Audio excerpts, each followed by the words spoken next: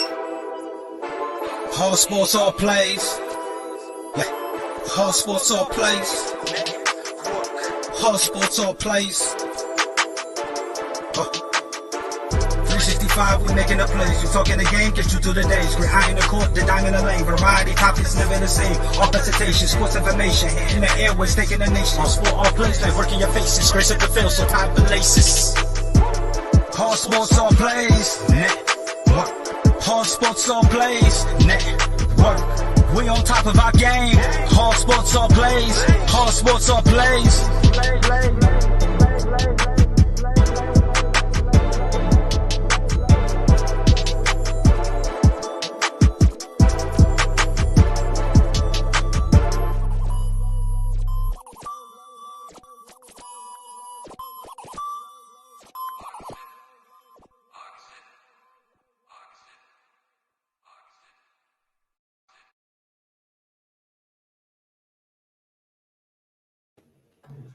Ladies and gentlemen, children of all ages, Dad, welcome back to All Sports, All Plays Network.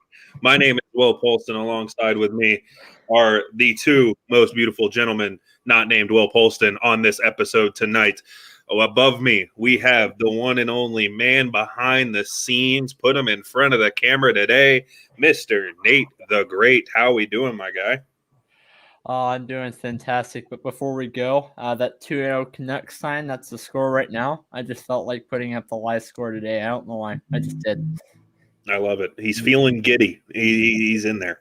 And then below me, the one and only, he'll smoke you if you go against his opinion, Mr. Sarge. Sarge, how you doing, brother?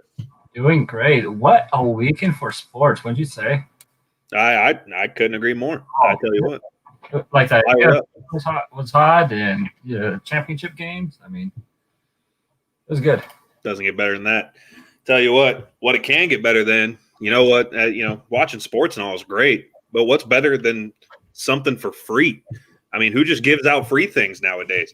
Tell you what, be down in the comments section. Already seeing Andre Robinson down there. Already seeing John Suggs down there. Brandon Herrera is making a move. Go ahead and be like one of those gentlemen down there.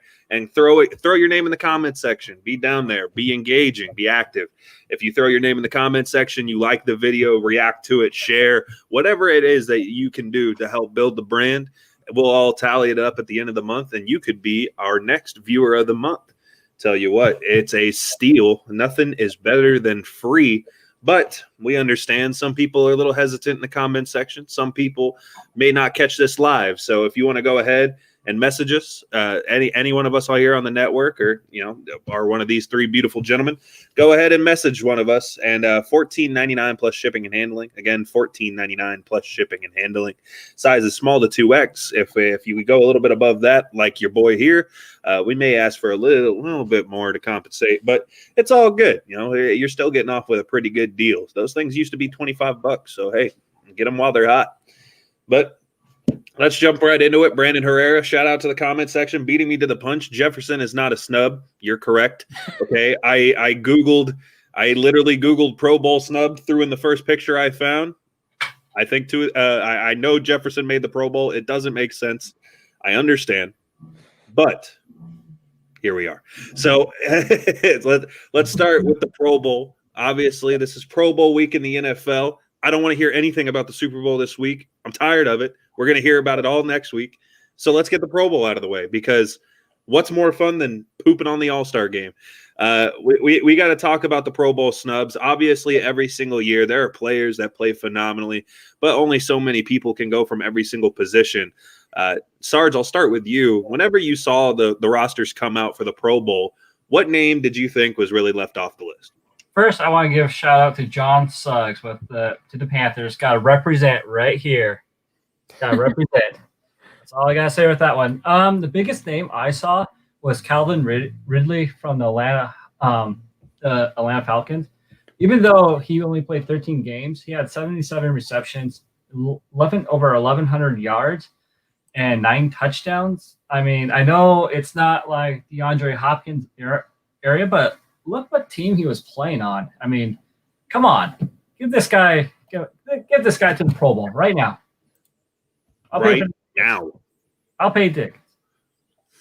I'll pay double to see him in the Pro Bowl. There you go. So Calvin Ridley from the Atlanta Falcons, an amazing season, definitely for sure, and a shortened season for him due to injury. But, man, he took advantage whenever he was there. Definitely a name that could have for sure had some consideration. Nate, I'll turn it over to you. What name or names stuck out to you whenever you saw the Pro Bowl roster? What names did you think were missing? I thought DeForest Buckner from the Indianapolis Colts. This season he has like 58 tackles combined, 37 solo, and assist tackles he had 21. So he was been doing really well on the tackling side. On the fumbles, he's had only one compared to this last season, which was did go downhill a little bit, but this dude's probably going to get better as time goes on. And yes, I was just about to bring that up. Carson Wentz. Carson Wentz was probably. I think I know who's gonna. I was just about to get there. Yeah. Yeah. Man.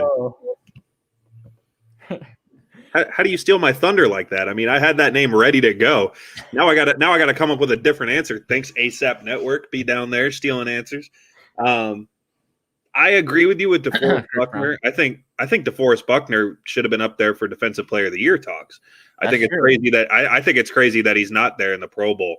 I mean, this guy was definitely the backbone for the Indianapolis Colts. Really helped with the run game. He was phenomenal in San Francisco too, and never really got too much love. And then comes over to Indianapolis and makes a great defense even better. I mean, it was so fun to watch DeForest Buckner just really causing havoc up the middle. I think number 91 right there on the far right, Trey Hendrickson, I think he was forgotten about a lot this year. He had a ton of sacks. He was very disruptive. I think being on the line with Cam Jordan helps a lot with that. But a lot of people let Hendrickson just kind of go, and he took advantage of it this year. And on the the final defensive player that I saw that I thought should have stood a chance was the rookie out of Carolina. Shout out Sarge, Jeremy Chin. Jeremy Chin had a phenomenal season. And honestly, I think he should be defensive rookie of the year. I think he was absolutely phenomenal. I think it should be him over Chase Young. A lot of people say I might be crazy for that, but I think Jeremy Chin was absolutely outstanding this year. We saw him play a little bit of safety, saw him come down, play some Mike linebacker. Very impressive stuff, like a hybrid Jamal Adams kind of situation, except he can intercept the ball more.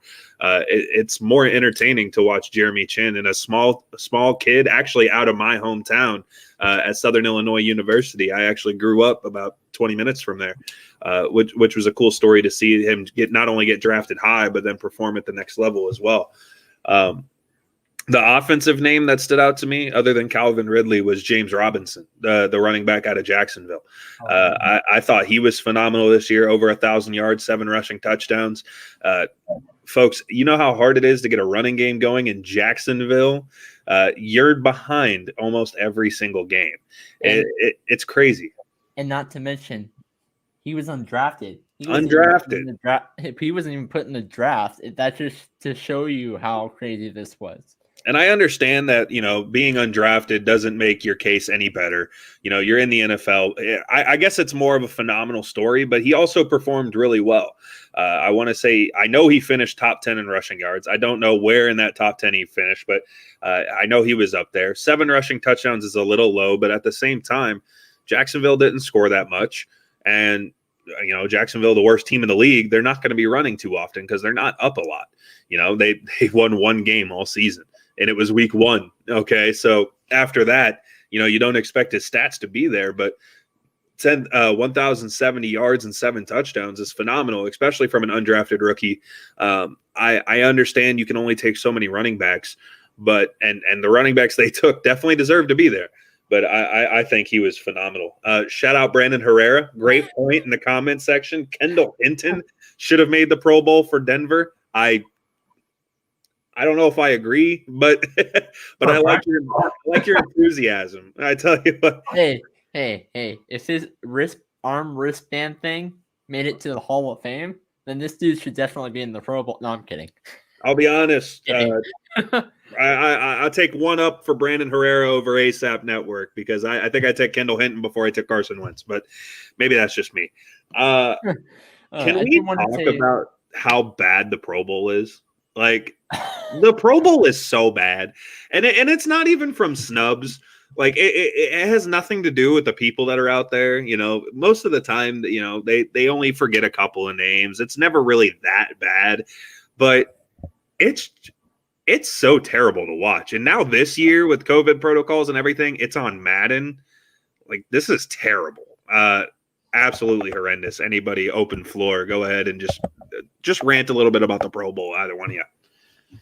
Hold on. Go ahead. Go ahead, Nate. Oh, I was just about to put up a sign. All right, so I'll just go. So, I mean, the Pro Bowl is one of the worthless games I have ever watched. So I've stopped watching the Pro Bowl because it's not even competitive. Like, the last hit I saw was against a punter. I think that was the last hit I saw. And also, I missed all the quarterback challenges, all the skill challenges that used to be there. Like, Jim Harbaugh won it because everyone else didn't take. He took it seriously, but everyone else didn't. But the Pro Bowl is worthless. And having it on Madden, remember the start of NASCAR this year? It was on video games as well, but they got caught cheating for hiring professional gamers to do it, even though. I didn't see that. The great thing about that is they didn't even win. That was the beauty about it. So Pro Ballers, we're watching you for those cheaters. So yeah, we're keeping an eye on you on Madden. I tell you what will make it better if we can actually get John Madden to do play-by-play. Boom. Brandon asked if ASAP could do play-by-play, but he also he had a question down there: the Pro Bowl or the NBA All-Star Game? Which one is worse? I'm sorry, Pro Bowl's way worse. I'm sorry. Nope. See, the thing about the NBA All-Star Game, I mean, it's not. I'll watch the skill challenges, and I'm not even a basketball fan. I'll watch the dunk contest. I'll watch the three-point shootout. I'll watch the point guard challenge. You know, I'll do all that. And like you said, Sarge, like, I wish they'd bring back the skills challenges for football. I mean, to see who could throw the deepest pass and everything like that. Now they do a dodgeball tournament, and like, okay, you know, like they do the precision passing and stuff like that, and that's, you know, that's okay. Yeah, it's a step in the right direction. And then they also do the quarterback and wide receiver, like the course where they have to do two hands, then one hand sideline, and they have to go through all the catches, and that's okay. But like I just feel like it. Other than like the actual game, which would I rather watch? I'd rather watch the NBA All-Star Game. Like, whenever it comes down to it, because the Pro Bowl is such a joke. Like, they'll start throwing offensive players on defense. Nobody's really tackling anybody. It's just like, it's not football. At least with basketball, like, I'm used to not seeing defense in a game. So just to see it even less, I'm like, oh yeah, this is just a normal game. You know, whenever it ends 185 to 190, I'm like, oh, basketball was on today. I don't even think it's an all-star game. I just think that's a normal game, but it's just me. Isn't that normal, no defense with basketball, though? Right, exactly. Oh, yeah. So it's not different, you know. And then whenever they, I did like what they implemented this year to honor Kobe. They did the final quarter was first to 24, and whoever hit 24 points first won. I think that's a cool stipulation. I want to say Team LeBron took the W in that, but I really like that stipulation. If the Pro Bowl was that way, I think I'd watch it a little bit more. If they were like, hey, first to 4 touchdowns, let's get this over with. I'd be like, all right, sweet. You know, I don't care. You don't even have to play defense. I just want to see, because nobody's going to play defense till it's 21-21, and then it's just going to be who can score first, and that'd be entertaining, but at least better. I don't know about entertaining, but better. So yeah, one thing I want to say about that is, like, MLB has that all-star softball game, and the NBA has a celebrity baseball game or basketball game. Why not have a celebrity football game? I think right. I'll definitely watch. Give me like a 7-on-7 flag football celebrity game. They don't have to tackle each other. They just get the ropes on them like old high school gym. Let's do it. I'm here for it. I want to see Lil Wayne tackle somebody. I think that'll be funny. You know, you can do that because, like, they always bring back former players, and what would be funnier than, like, Michael Strahan tackling Kevin Hart? You know, it would be hilarious. And you know there's going to be some comedian, or it's going to be like Bill Nye, and then here comes Lawrence Taylor, and it's just going to be, it'd be fun to watch. I mean, I'd tune in for that. Definitely. I mean, hey, I always tune in just to see what celebrity's going to do something stupid. I remember watching the All-Star celebrity basketball game is great. Just watching Quavo every year from the Migos and watching Kevin Hart every year. Apparently Jay Biebs can ball. Whatever. What do I know? But yeah, Pro Bowl sucks. And now you're going to put it on a video game, which makes it somehow worse. I don't know. It's even worse now. Like I want to watch it less. It's just not good. I'm sorry.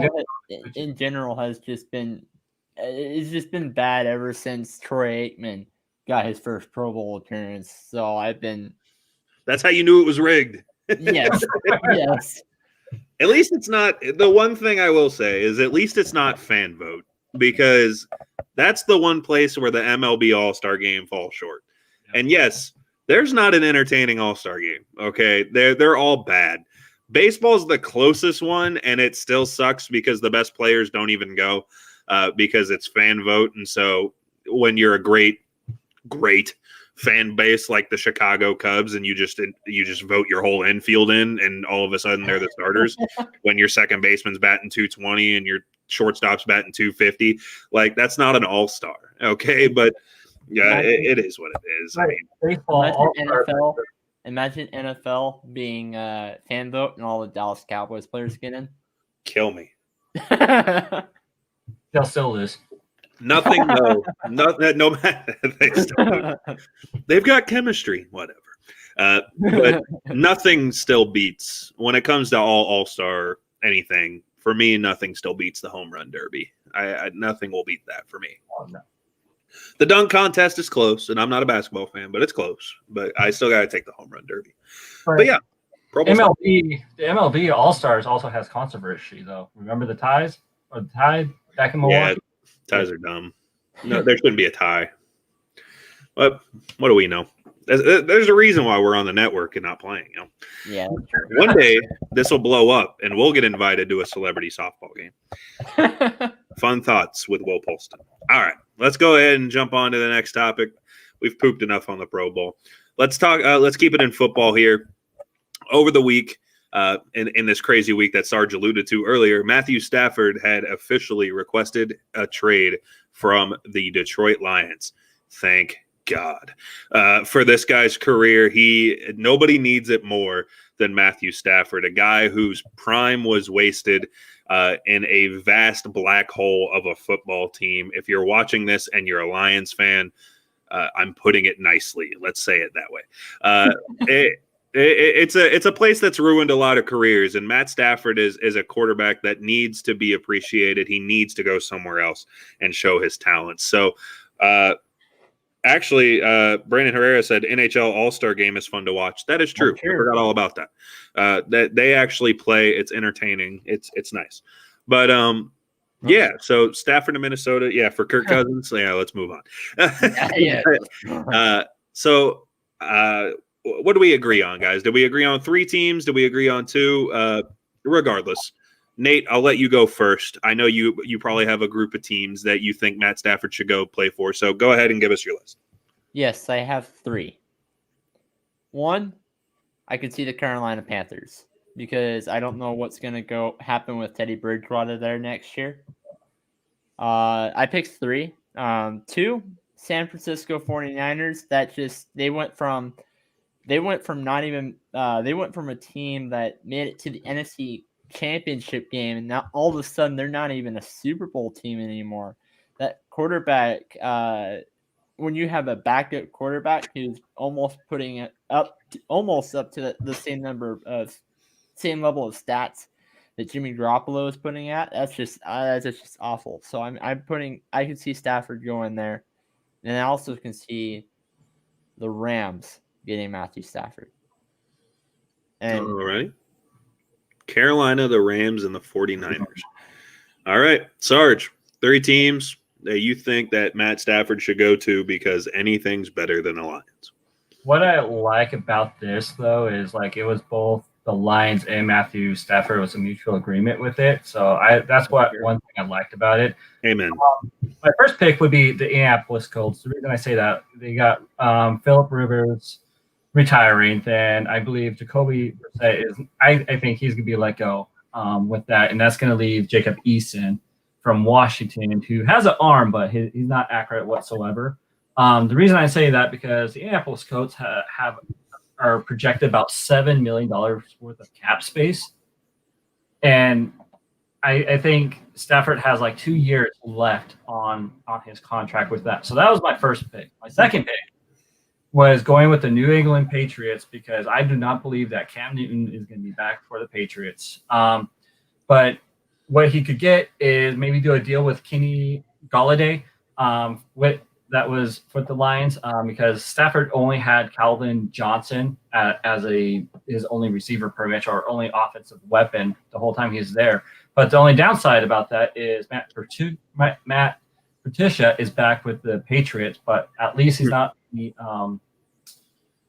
the offensive mode. But the last team I can see that Stafford could go to is the Washington football team. If you line up Carlin and Sims and Gibson right there, I think they're poised to make more noise with that front four of their defense. All right. Colts, Patriots, and the football team. The way I look at it is that Matt Stafford is currently in his 30s. I want to say 32 as of right now, going into his age 33 season. He needs to go to a team that's ready to win now. He needs to go into a team that is just about a quarterback away or only a few key pieces away to where he could step in and make an immediate impact, because you don't request to leave a team to go to another losing team. That's just not how it works. You know, when the speculation that Deshaun Watson wants to go to the Jets is beyond me. But nonetheless, Matthew Stafford, I think, will be a different impact. So number one, I have three teams as well. Number one, the Indianapolis Colts. Obviously, Phillip Rivers retiring. They made it this year to the playoffs, 11-5 under Phillip Rivers, and I would say that Matthew Stafford's a better quarterback than Phillip Rivers. So it gives them a different dynamic on offense. Becomes more successful if you go ahead and go do that. You don't have to address that in the draft. You can focus more on the other things you need, such as secondary help, such as other wide receivers to help him out, which would be nice. So Indianapolis is one for me.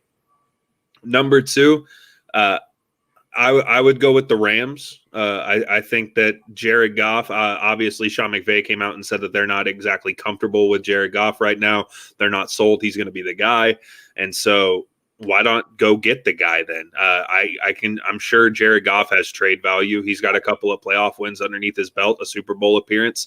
I'm sure some team would take a chance on him. I think moving him to Detroit would be a decent spot for him. You know, get him out of there and go ahead and get Matthew Stafford in. I think with that group of receivers, you're setting him up perfectly. And that defense is absolutely amazing too. And another one, which won't happen, but it should happen, the Chicago Bears. I know that's a homer pick. I'm very aware of that. But right now, this defense is only getting older. That's the unfortunate thing, is that they're young right now. Roquan Smith, Eddie Jackson, Kyle Fuller. They have young pieces, but Khalil Mack's getting up there now. Akeem Hicks is getting up there now. You're going to start seeing this defense start to age. You're starting to see them fall apart a little bit. And with Mitch Trubisky doesn't push the needle for any free agents to come there. You know, you don't want to come and go, oh, I'm going to play for Mitch Trubisky. Nobody says that. Currently, Allen Robinson up in the air for a free agent. If you can re-sign him, that would be huge. And then the Bears could address offensive tackle and wide receiver in the draft. Bring in Matt Stafford, give him another weapon. Try to get Anthony Miller out of there, because he's been hit or miss with his shoulder. And even though it's an interdivisional trade, I think it sets them up perfectly. But yeah, so Nate, go ahead. So I wanted to address one thing that you said and then address a couple of comments. Mm-hmm. You said about the whole trading Watson to a team with a losing record. Mm-hmm. Now I get that. I'm going to bring. I don't. What I'm trying to say is I don't know if I necessarily agree with that, and here's why. I wonder if Watson is seeing something that we are not seeing. Potentially. Yeah, and I knew Tom Brady kind of did that with the 49ers, not 49ers, with the Bucks this last offseason. The Bucks were 7-9, and look at them now. So I don't know. I want to know if there's something that Watson is seeing that the rest of us aren't. The thing with the Bucks is, and I agree with you on what you're talking about, but the thing with the Bucks is if Jameis could have cut his interceptions in half, they're in the playoffs. Yeah. Like that was literally the only difference. You know, they were a phenomenal team. Their defense was good. Their offense has barely changed. I mean, yeah, by name wise, it's definitely changed. But I mean, it's still at the core, it's still a high power passing offense with Mike Evans, Chris Godwin, and at the time it was Jameis. You know, now it's Tom Brady and Antonio Brown and Gronk, and then Evans and Godwin are still there as well. But at the same time, I mean, if Jameis Winston, if he throws 15 picks and not 30, you know, I think 6 of them were pick sixes. So, I mean, you're putting yourself down 36 points right there. So it's crazy to think about. But yeah, I saw you said you wanted to address a couple of comments down there. Yes, I do. Madison, I don't know where she said it. She said that she said something about anything would be better than Big Ben. Yeah, I'll take anyone over Big Ben. I see that right there. Yeah, I'll take anyone over Big Ben. Do you think do you take anything over Dwayne Haskins? This is something I want to know. Yes. Yeah, but without question. And Brendan Herrera says Rams trade with Lions for straight up for a quarterback. If only that would work. Yeah. A world could not be so perfect. I think there has to be something outside of quarterback that is part of that trade. Right. And Brandon actually just now made a good point. I know that Deshaun Watson has come out and said that he really likes the head coach of the Jets, Bob Saleh. You know, obviously getting a head coaching gig out there, the former defensive coordinator of the 49ers. And he seems like a pretty cutthroat kind of guy, honestly. From his introductory press conference, I was very impressed. And he seems, you know, he's done great things with that defense out there this year and the last. Obviously has a Super Bowl appearance under his name, and the 49ers were carried by that defense. This year, their defense still performed pretty well, and they were missing some key pieces. So Bob Saleh might be onto something out there. So, yeah, I don't see why you wouldn't like the coaching. I mean, sure, it's a first-time head coach, but, you know, his track record is pretty good. So the Jets might be onto something. They might put something together. And plus, you got to go to a bad team because right now the bad teams are the ones with the draft capital. So, and I have one more comment that I wanted to address before we move on. Mm-hmm. I'm assuming this is Chris Brown. Probably. Nate, y'all need him. If the Denver Broncos, this is the same ASAP network that said Carson Wentz should be a Pro Bowler. Mm-hmm. If the Denver Broncos don't go for Aaron Rodgers, if they don't go for Watson, and if they don't go for Stafford, then I'm not interested in getting a new quarterback for the Denver Broncos. Chiefs lose the Super Bowl. They go, you know what? Patrick Mahomes isn't the answer. Let's send him to Denver. And you're like, nope.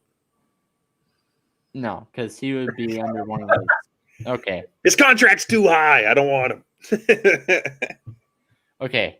But if that trade happens, I would not want to see Locke to be part of that deal. Part of that trade.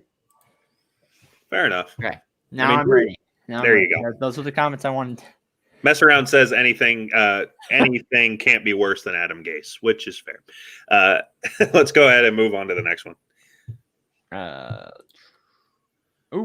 Boom. NHL, as we talk about quite a bit here on this network. Monday is where you get your NHL news. This week was another action-packed week of some hacky.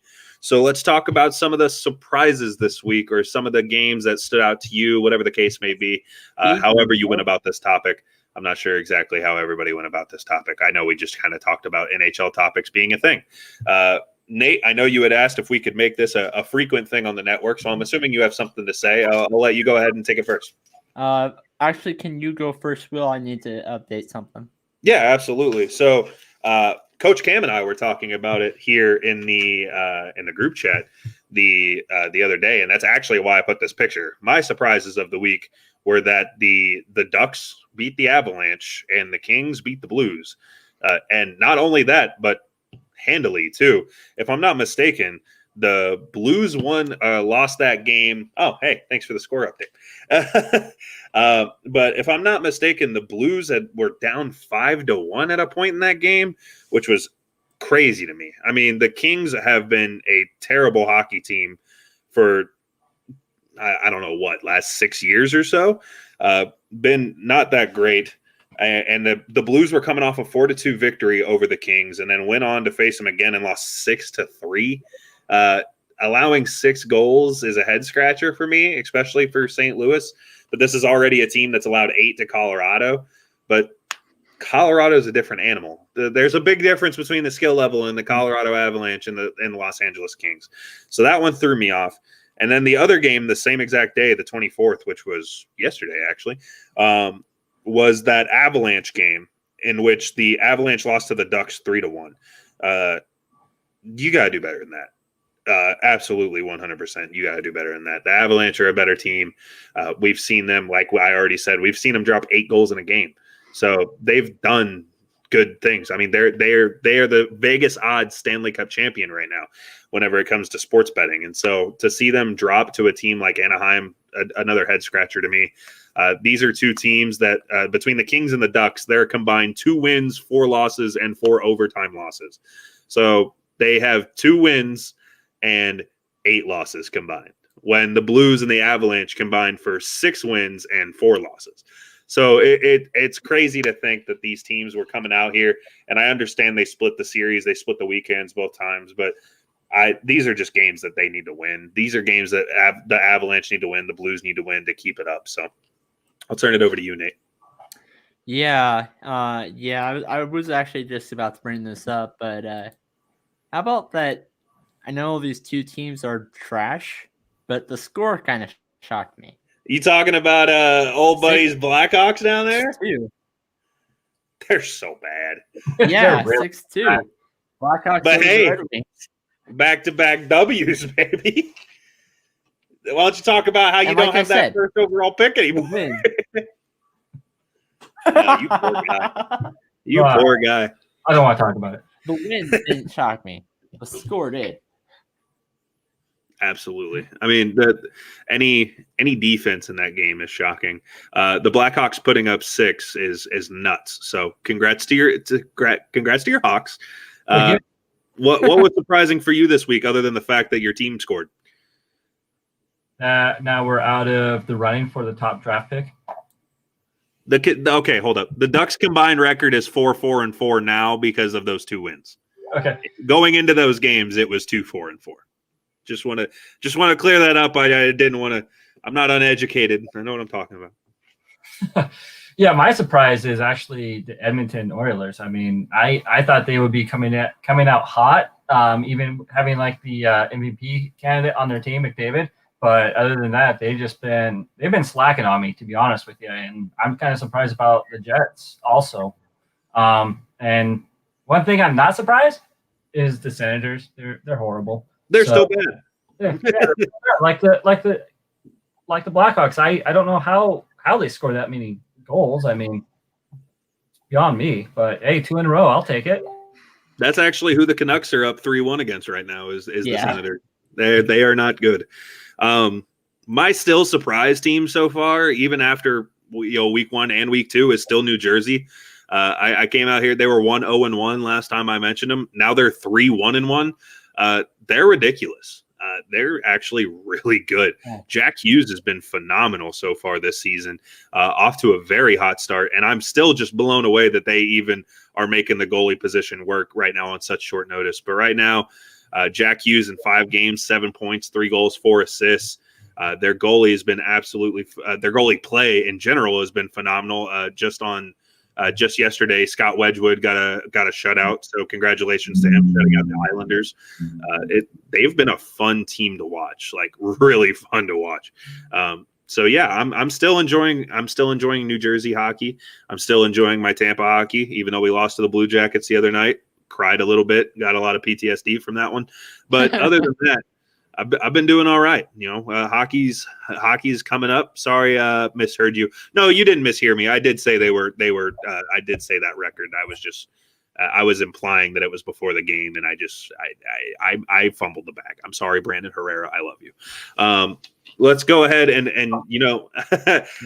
Sarge, you had mentioned the Winnipeg Jets and saying surprising. So Nate, that actually segues us perfectly into the next topic. Yeah. I want to talk about surprising when it comes to the Jets. They ended up trading Patrick Laine this week. Patrick Laine has been a symbol to the Jets, right? As of the last few years, ever since he's come into the league, really has been phenomenal. And this week he gets traded to the Columbus Blue Jackets. I know it was for Dubois. I know that there's some issues in the locker room. So Patrick Laine, whether this be a locker room issue or whatever the case may be, for somebody like Patrick Laine, I thought the Jets would try to do everything they could to try to work it out. And maybe they have. But so Patrick Laine to Columbus. Why don't you give us your thoughts on it, Sarge? He wanted out. Of course, both players. Well, it made this trade kind of work out. Both players wanted out, but I believe it was Dubois who wanted to be on a bigger stage. But guess what? He went on a smaller stage in Canada. But with Lane, I think only 8 players scored more goals than he has in the last, I believe, 5 years or something like that. But I'm not surprised that it happened. Both players wanted out, and that made the trade a little bit easier to get through. But I think Lane probably got the better deal. It's weird too, because not only was Pierre-Luc Dubois traded for Patrick Laine, they went in the same draft. And not only that, they were pick 2 and pick 3. They were literally back-to-back in the 2016 NHL draft. It's crazy to think about. But, yeah, Laine was having issues with the locker room. And because it's weird. Like I just thought that the Blue Jackets got away with one so easy because they got Patrick Laine for Dubois. And they also got Jack, Roslovic? Probably butchered that one. But a prospect coming up, and they basically got rid of Dubois for a better version of Dubois. Like they're literally like the same kind of player, and Laine performs at a much better rate. 4-1 Canucks, by the way. Yeah. I just saw it in John Suggs. Shout out Suggs. But yeah, so. Laine is a better Dubois. So to see him get traded, not only get traded, but to get traded with another player, I was kind of confused. But after you update the score, Nate, yeah, I mean, I'd love to hear your thoughts on the trade. Filibuster, say random things till Nate updates the score. I'm trying to know these hockey names because I butchered names also. That's what I love about hockey. Butcher names as well. When you saw this, did you think it was Patrick Lane? I've been saying it all day. You've been saying Lane all day. There's an eye. There is an eye. Think he's Canadian. But yeah, it's fun. It's a great game to play. Just who can, you know what? That should be a game. We should bring on all the ASAP members. I'll host it because I probably know more of the names in hockey, and I'll just give you I'll put a player's name up there on a slide, and if you can pronounce it correctly, you move on until there's no player left. Oh, I won't even move on to past the first round. Come on. Same here. And I'd give you like an English one, and you'd mess it up. You're like, is that Smythe? No, it's Smith. Get out of here. Yeah. But Nate, go ahead and give us your opinions on the Laine trade. Okay, before I give my opinion, I probably can't even pronounce the names correctly on my 2 favorite teams, the Stars and the Avs. So I feel like the Jets probably, what they got out of for that trade, I feel like they probably got a better better center depth in the NHL, I feel like they might have a better chance at getting at winning faceoffs from that trade. So I actually like where the Jets were going on this one. I was confused, honestly, for the for Columbus Blue Jackets. I was confused what their reasoning for it was. That's crazy because I thought Columbus won this trade so easy. Like I said, getting Roslovic and then also getting Laine. Laine has just been phenomenal. Obviously, Dubois is not a bad center as well. And like Sarge had said, they both wanted out of their situations. Dubois wasn't happy in Columbus. Laine wasn't happy in Winnipeg. So, I mean, it works out perfectly. I'm more shocked it wasn't a 1-for-1.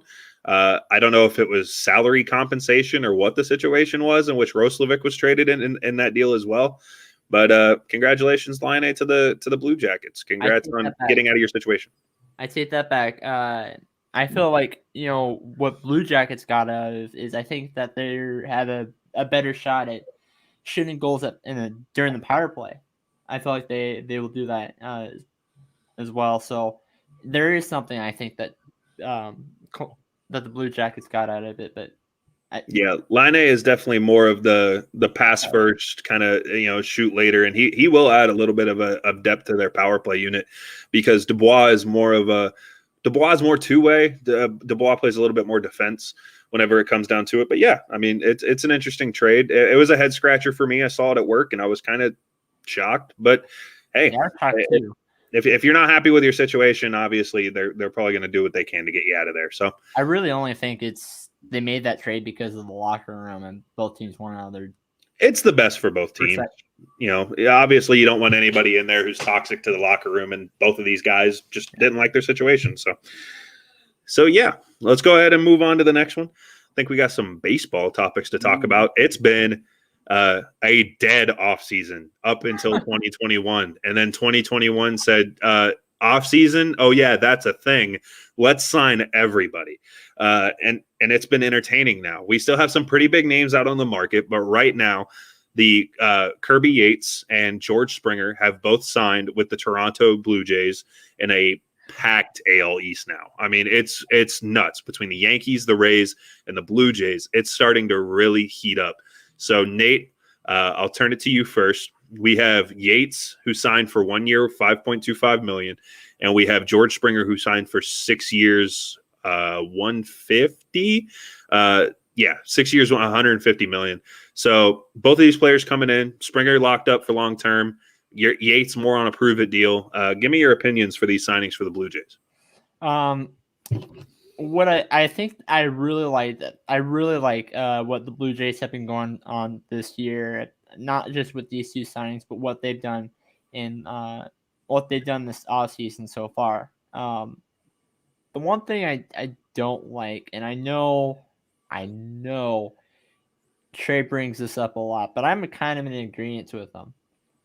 I don't like how players are going out there, especially if they're a little bit older, like in their 30s, signing 5 or 6 year contracts.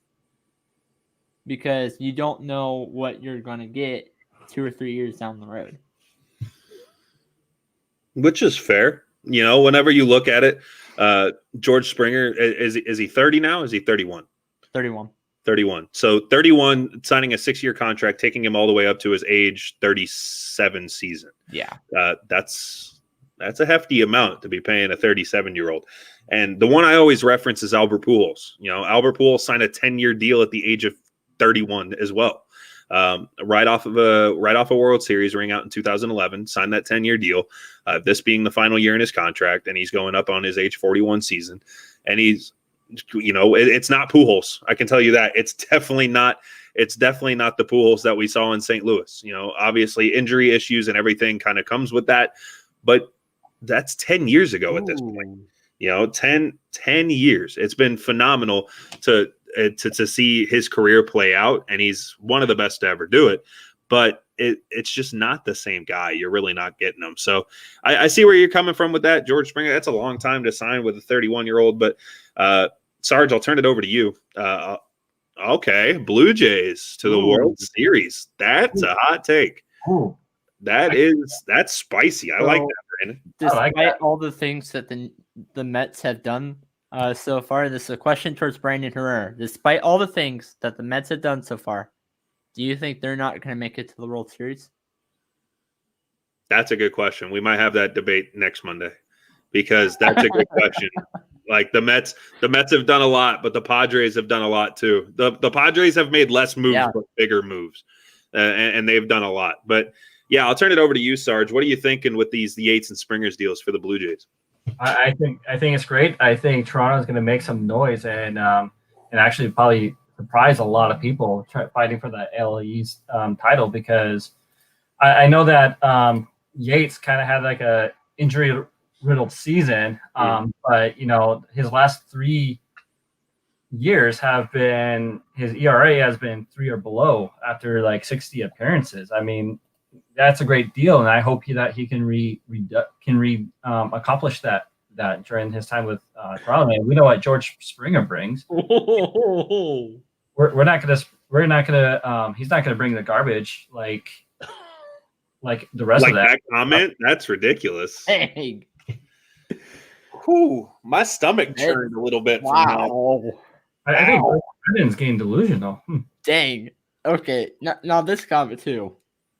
To be fair, the Blue Jays are still in a tough division. If the Rays if the Rays still perform and the Yankees do what the Yankees do, unless there's extended playoffs, they don't make it. They could make it as a wild card, as a play-in. Mets trash. Okay, yeah. I mean, to be fair, we haven't seen them play, so you can only really base it off the moves.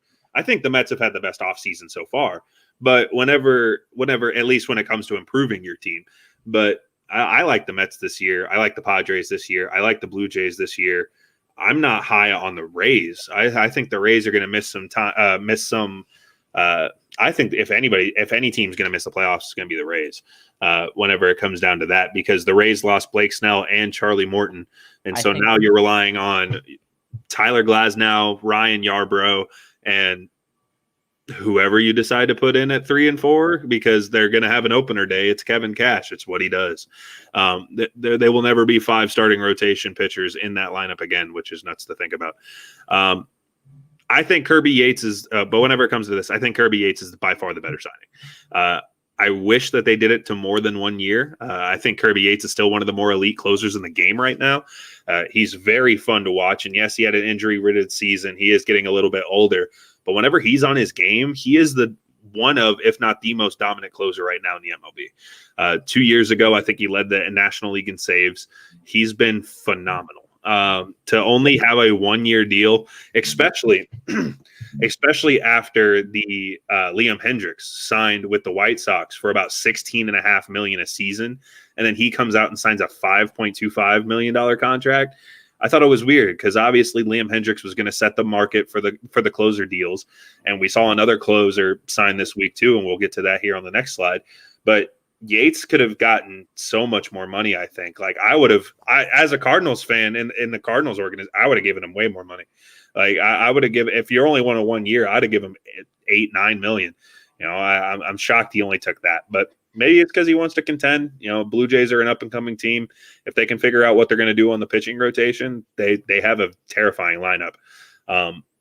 They were going to add Michael Brantley to that, and apparently that fell through. So that was a weird situation. And then he goes and signs with the Astros, which was awkward. But yeah, so let's go ahead and turn it over to the next one. Should be one more. Yeah, there you go. Yeah. The Nationals. We talk about some teams that have had some crazy off seasons so far. Josh Bell acquired in a trade. And then John Lester and Brad Hand, the other closer I was talking about, come and join the rotation. Brad Hand in the bullpen for the Nationals. And now the Nationals are looking at another where we're kind of seeing this become a trend, where you're looking at a decent 4-man rotation, and that 5th guy is like, who the hell is that guy? And it's hilarious because the Nationals now have Max Scherzer, Steven Strasburg, Patrick Corbin, John Lester, and then whoever you want to throw in at 5, I guess. And John Suggs just made a great point, too, from another trade that happened this week with Jamison Taillon. Now the Yankees have Garrett Cole, Jamison Taillon, Corey Kluber, Luis Severino, and I mean Chacin, but who cares? It's again, it's like the 4-man rotation, and then the 5th guy's like, yeah, whatever, throw him out there, I guess. And so it's another nice 4-man rotation now. I just look at everybody making moves and question my Phillies. I do the same thing with my Cardinals, buddy. I'm right there with you. We don't do a thing, but yeah. So Brad Hand, bullpen closer, will probably be the closer in the Nationals. Signs with them. They had John Lester at a veteran lefty arm and Josh Bell, a veteran lefty bat. They just went lefty heavy. 3 lefties right here. They just signed. Go ahead, said bring them all in. So, Sarge, I'll get your opinions on these moves first. What did you think about the National signings here? I think it's great, but I'm kind of questioning John Lester right now because he's on the downhill of his career. The last 3 seasons have not been the best, and I think he's going to be projected about his ERA is like going to be in the high 4s. But with Stephen Strasburg, maybe he could anchor the back of the starting rotation, and maybe it might work out for him. But I have to see and see. I have to watch and see. But I think Josh Bell was a home run on the signing, same with Brad Hand, but I'm kind of questioning John Lester on that one. And also with the Nationals, they just signed who did they just sign? And I just said it before the show, and I drew a blank. Well, it was their first baseman, Zimmerman. That's who they just signed. Zimmerman, yeah, but he doesn't do much anymore because he's going to be their Washington Nationals poster child. But like I said, that's my take. Yeah, he'll be more of a bench bat, or if they continue the DH in the National League this year, I'm assuming that's where he'll be in that little National League DH role, which is, I mean, it's hit or miss. It depends on how you feel about it. Yeah, and I see Brandon Herrera is about Twins doing nothing. They just got J.A. Happ. I think he could be that's nothing. I think it's almost a downgrade. I think he'll surprise most people than anything else because the Twins do have a quiet starting rotation that can surprise people. The most surprising thing J.A. Happ can do for the Twins is retire. It'll help him out the most. Lester is garbage. Lester has the worst pickoff move in MLB history. That's a fact. That's I can confirm that. I think, I think Hand is nice. Like Coach Cam said, I think Bell's going to help a lot. Honestly, I think that Lester is not a bad addition either. Nate, I'll go ahead and get your opinions on it. Are you with me thinking that all 3 of these are going to help out? Or are you kind of with Sarge and Coach Cam to where you're not feeling Lester so much? I'm interested to see how all this is going to work out on paper. You talked a little bit earlier when you said about how the Padres are making a lot of not as many moves, but they're making very, very big moves. And then you talk about the Mets, how they're making more moves, but with smaller names. And then now we're talking Nationals. They're making a whole bunch, but not so big out there names. So I'm interested to see how this all works out on paper. But as of right now, I think this is going to be like a slow start kind of the season. But after give first 3 weeks, then we'll see. Hey, to be fair, when the year the Nationals won the World Series, they were one of the worst teams at the All-Star break. So, I mean, it is a matter of time. It doesn't matter how you start, it's how you finish. That's always how it is. So, if the Nationals get cold off rip, I mean, it could happen, but they have one of the more dominant pitching staff. So, I think Lester is a nice veteran add. I think he adds a little bit to this. I think he adds a little bit to this rotation that we might not catch right off of rip. I think he's going to be a great addition. I think it's a nice little 4-piece arm that they have in there, because otherwise, if it's not John Lester, it's Anibal Sanchez, it's Joe Ross. I mean, I could keep going on. It's not going to be a great name, but the only thing that concerns me now is that their lineup's really lefty heavy. And now with their pitching rotation signing 2 lefties, it's becoming lefty heavy too. It's weird to see. So Lance Lynn and Adam Eaton to the White Sox is going to be fun to watch. I love the White Sox this year. I'm very intrigued by them. They made the playoffs last year as a 7 seed with the extended playoffs. I think that they should. I think they should only take a step forward. I think Tony La Russa is a great hiring for a manager, and I think Lance Lynn and bringing in those guys is phenomenal moves as well. I think the White Sox have something cooking down there in Chicago, but it is what it is. So. All right, that brings us to the end of our topics here for today. What are the Rangers doing with their pitching staff? Blowing it all up. Yeah. They literally just put wiring all over and they went clear and TNT'd the whole stadium and just accepted to not be a franchise. Which is talk about New York Yankees and their trade. Oh, the Jameson Taillon trade? That's true. We can definitely talk about that. I was going to ask if there was anything else we wanted to bring up, so I guess I'll start with Sarge. Jameson Taillon trade. Heck yeah, this was a great trade, I think, because you got Garrett Cole and Taillon and Serviano that could be the 1, 2, 3 starters for the team, but it's that DJ LeMahieu contract that is still interests me because that can, with how cheap they got him, I think that leaves the door open for Trevor. Wow. Okay, that would be nuts. That's an interesting question.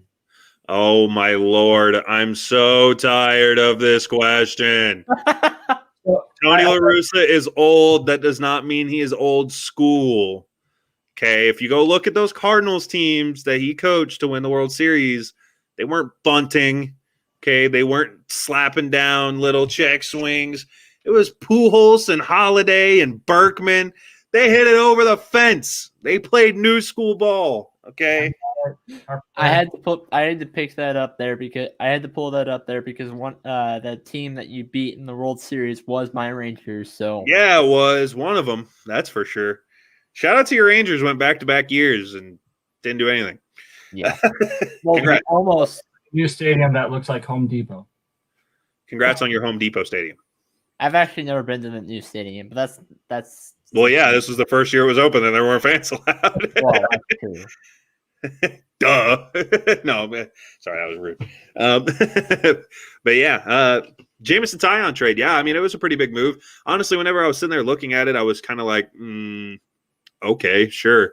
But Jameson Taillon and Garrett Cole, they pitched together in Pittsburgh before. And now you're seeing them get reunited out in New York, which is not the place I would have expected it to be.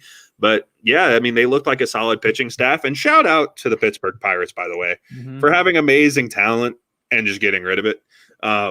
They got rid of Austin Meadows and Tyler Glasnow to the Rays. Let's not forget that for Chris Archer, who is a heaping pile of poop for FTC terms. And for getting rid of now Jameson Taillon, who's been the only good pitcher in that rotation that hasn't had off the field legal issues. So congrats to them. And then Garrett Cole, who's literally turned into one of the best pitchers in the game ever since getting rid of him. So congrats again. Shout out to the Pirates. Once you leave, you typically become better. So this Jameson Taillon trade could honestly bigger than we think. And I think that's why you saw such a big prospect call for the Pirates. They I think they got 4 different prospects for Jameson Taillon, which is more than I would have expected for him. But it's a nice name to add for sure, especially because they've lost James Paxton. They lost J.A. Happ. They've lost Masahiro Tanaka. So yeah, I mean, whenever I look at it now, I kind of like the trade. I kind of like the trade a lot. Thank you for bringing that up, Sarge. I needed that. So the one thing that concerns me about the Jameson Taillon trade is I don't know how well he's going to do after his injury because he missed the entire last season, not because he opted out or anything. He missed out because he had an elbow injury, and those injuries that what he had was those usually last about 2 to 3 weeks to 2 to 3 months. He missed that whole entire season. Now, granted, that last season was not it was a shortened season, but he still missed that entire season. So I'm interested to see if he's going to how well he's going to come out from that. Didn't you say that it typically only takes like 2 or 3 weeks? Didn't he completely reconstructure his elbow? I thought he had like complete reconstructive elbow surgery. Like I thought he had Tommy John or something even worse. Tommy John. Yeah, no, that's a year. That's not a couple weeks.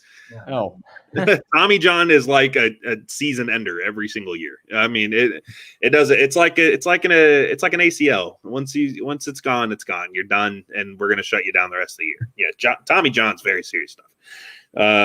When will the Mets call up Tim Tebow? Never. Thank never. the Lord.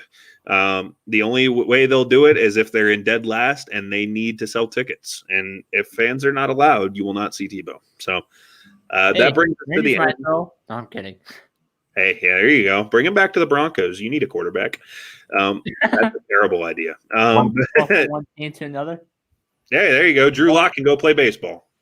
Now we're thinking. Sports Minute comes up, or Sports Corner, whatever we are, comes up with great ideas. I'm on both. It's confusing, okay? Sports.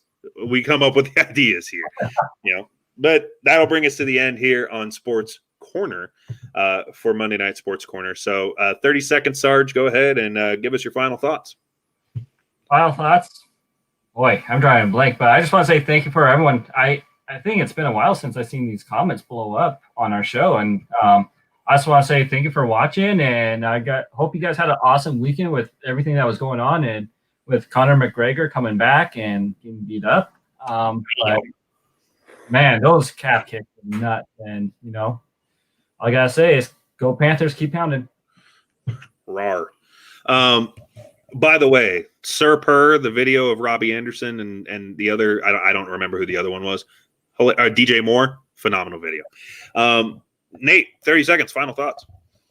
My 30 seconds, I have to pick on the Panthers for a little bit. They've only beaten the Denver Broncos. I found this out. They've only beaten the Denver Broncos one time in their career. In that entire franchise history. They've beaten the Broncos one time, and that was in 2008. So I just had to pick on the Panthers a little bit because of that. How many times have they played, though? They played like 12. Holy crap. They're 1-11? I want to say, yeah. Okay. That's my teams. Come on. I would have said that instead of just saying they've won once, because that's funnier. You are 1 for 12, buddy. You are batting terribly. Oh, yeah. Hey, congrats, Panthers, Jeremy Chin. Very good. You're a quarterback, but other than that, you're doing great. So 30 seconds, final thoughts. Thank you, everybody, for tuning in yet again. Like Sarge said, we typically we don't see too many comments here on Sports Corner sometimes on Mondays. So it was nice to see everybody in the comment section. We love when you guys are able to do that and be interactive in the comments, man. It keeps us going. It's fun to talk about certain points. You guys bring up things that we don't even think about sometimes. So Nate, if some of the people are down there in the comment section, like John, like Brandon, Mess Around, Madison, everybody involved, what could happen for him? You can go ahead if you're blowing up the comment section like we're getting blown up today. You can get like a free T-shirt. Just become the viewer of the month, like the show, comment the show, share the show. Get our name out there. You can win a free T-shirt. Also, you can also mention, hey, if you want to, next week, if I do this like a weekly thing, next week, let us know in the comment section what game you want as a me to keep a live score up here for. I'll probably do this maybe like a weekly thing or whatnot. I dare you to keep up with an NBA game.